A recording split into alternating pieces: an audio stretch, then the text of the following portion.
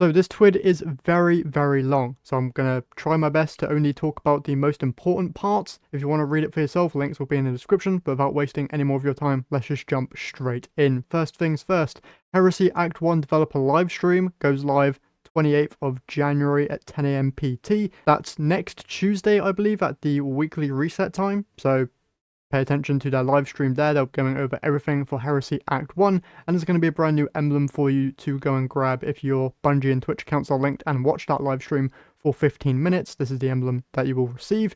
They also talk about the other emblem that's available through Twitch. I believe you gift a sub to people and you can get that emblem. Very, very cool. Yesterday, they dropped a entirely separate article going over new PvP and Trials of Osiris changes. If you want to read all that, there's a link here in this article, which I will have linked in the description, like I've already said. So for the first juicy bit of info comes here with the content delivery plan changes for Heresy. So if you remember with Revenant, they released all their Axe content within the first day. They are not going to be doing that with Heresy. They're going back to the old structure of releasing content week by week. But to read off what they say here, to that end, we've made the vast majority of activities content available on the first day of an act, with said content evolving based on the weekly story. Additionally, each week will feature a seasonal challenge that rewards a new tier of seasonal weapon. Check out the live stream next week for your first look at the Heretical Arsenal.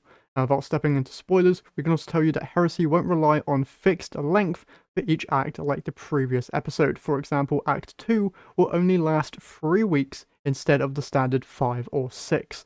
So huge changes there. And also all reprised weapons for the episode will be available at launch, while all the second half of episodic weapons will be when Act 2 launches. So content's going to be evolving week by week rather than it being stale, and some of the weapon content is actually going to be getting to us a lot sooner, which is awesome. Next up, we have weapon and armor updates for Heresy. Now, I'm not going to be going super in-depth on the exact changes, so I'm just going to read off what exotics are actually being changed. First up, for Hunters, you have changes coming to Sealed Ahamkara Grasps, Poison Vest, Renewed Grasps, Foe Tracer, Radiance Dance Machines, and Revitalism Spirit of Galanor, as well as Spirit of Foe Tracer. For Titans, you have Citan's Ramparts being changed alongside Eternal Warrior, Ursa Furiosa, Kepri's Horn, Intramountable Skullfort, Stoicism, Spirit of the Bear, and Spirit of the Horn.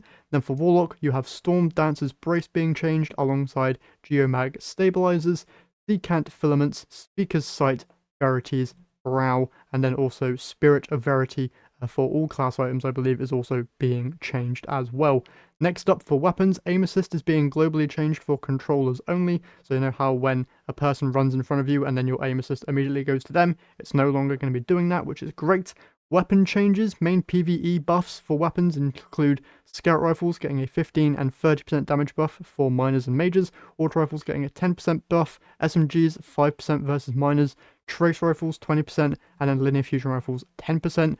Other weapon changes include changes to glaives, aggressive frame fusion rifles, support frame auto rifles, and then a big change here coming to rocket frame assisted sidearms. Going to briefly go over this one. Reduced PvE detonation damage by 45%, increased PvE impact damage by 100%, reduced aim assist fall off and maximum distance by 8 meters, reduced magnetism fall off and maximum distance by 8 meters, reduced damage by 30% versus bosses, vehicles, and mini bosses.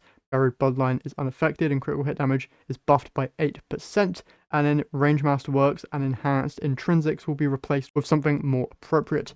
For exotic weapons, you have Launch Driver being changed, Delicate Tomb, and Darcy, as well as Edge of Action, Edge of Concurrence, and Edge of Intent, all getting some buffs there.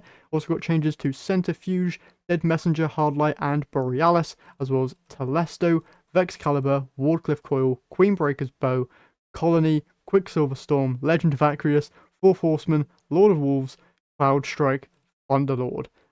That's all of the exotic weapons being changed. Now for weapon perks, the stabilizing rounds is actually getting quite a huge buff where it's now granting volatile rounds for 2 seconds if any targets are hit by the volatile burst from the initial final blow, and reduced internal cooldown from 4 seconds to 1.5. That's going to be putting it more in line with things like Volt Shot and Incandescent, which is great. Full Court is also getting a change alongside Ambitious Assassin and Flash Counter. Next up here, we have a whole lot of info in regards to brand new weapons coming into the Nightfall, Vanguard, Crucible, and Gambit loot pools. First up, a brand new Void Rocket Frame Sidearm in Lotus Eater with all of its perks displayed there, alongside the return of Palindrome, which is now an arc adaptive frame hand cannon and can get some insane perks like Magnificent Howl and Master of Arms on it, which is very, very interesting there. For your Vanguard playlist, you're going to get a new Strand Aggressive Frame Rocket Launcher. Gambit is getting a new Arc Rapid Fire Glaive, and Crucible is going to be seeing a new Void Heavy Burst Pulse Rifle, which can get some pretty interesting PvE perks, I'm not going to lie. And then for weapons leaving, you have the Undercurrent leaving Nightfall playlist. The last week to get that will be the 28th. Trials of Osiris last week to get the Prophet is also on the 28th. And then Iron Banner, Reese Walker, and Lethal Abundance last week to get those will be the 23rd, which is this week, I believe. Game to Give stuff as well to note. The Game to Give charity stuff is going on right now, so if you want to give to certain charities, you can do that. There's a whole lot of streamers as well streaming the game to raise money. You can get some emblems and cosmetic items as well, which is great. Whole lot of emblems, a whole lot of other stuff for the Los Angeles wildfires as well, and then just some last minute notes there, as well as some brand new emblems for Movie of the Week and Artist of the Week. And yeah, that's it for this week's TWID. Sorry that it went a little bit long, but this TWID was absolutely huge, and that was all of the major important information from it. So I hope you enjoyed this quicker breakdown. Hopefully you didn't have to sit here for too long, but yeah, that's everything for this week's TWID. If you enjoyed, remember to leave a like and subscribe. If you want to read this for yourself, links in the description. That's everything for me today, so I'll catch you guys in the next one.